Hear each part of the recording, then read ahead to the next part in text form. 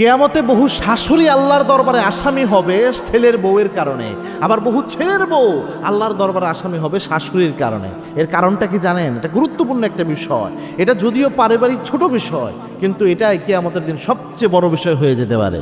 এটা আমরা অনেকেই জানি না।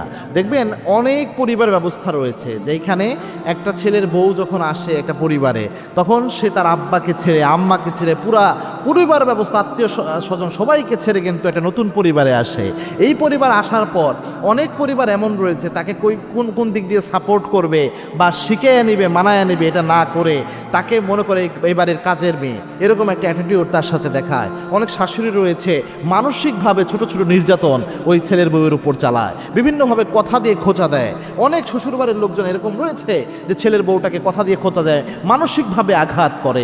এগুলো প্রত্যেকটাই জুলুম। আবার অনেক ছেলের বউ এমন রয়েছে, যখন তার হাজব্যান্ড যেহেতু ইনকাম করে, অনেক বাবা মা রয়েছে যে তাদের বলতেও পারে না ছেলেকে যে তোমার ওয়াইফ আমাকে এরকম কথা শোনায়, বাঁকা কথা শোনায় দেয় তারা আব্বা আম্মাকে, ছেলের আব্বা আম্মাকে। কিন্তু অনেক সময় মুখ বুঝে মুরব্বী আব্বা আম্মারা সহ্য করে, এরকমও রয়েছে।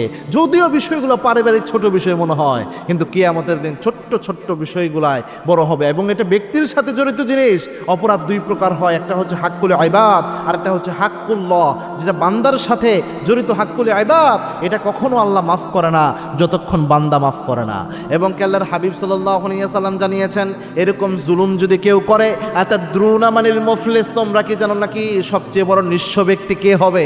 সাহাবায়ে কেরাম বলছেন, মাল্লা দিনার ওয়ালা দিরহামা, যার কোনো টাকা পয়সা নাই সেই সবচেয়ে নিঃস্ব। আল্লাহর হাবিব বললেন না, কিয়ামতে বহু মানুষ আল্লাহর দরবারে উঠবে অনেক আমল নিয়ে, নামাজের আমল, রোজার আমল, হজের আমল, যাকাতের আমল, কিন্তু তারা আরেকজনের উপর জুলুম করেছে, যার কারণে নিজের সমস্ত আমল ওই ব্যক্তিকে দিতে হবে। তারাই হচ্ছে সবচেয়ে নিঃস্ব, তারাই সবচেয়ে নিঃস্ব।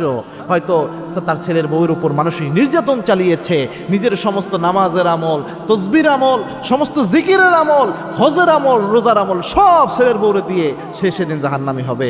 অনেক ছেলের বউ নিজের সমস্ত আমল তার শাশুড়িকে দিয়ে, এই জুলুমগুলোর জন্য তাকে দিয়ে সে জাহান্নামী হয়ে যাবে। এরাই হবে সবচেয়ে বড় নিঃস্ব।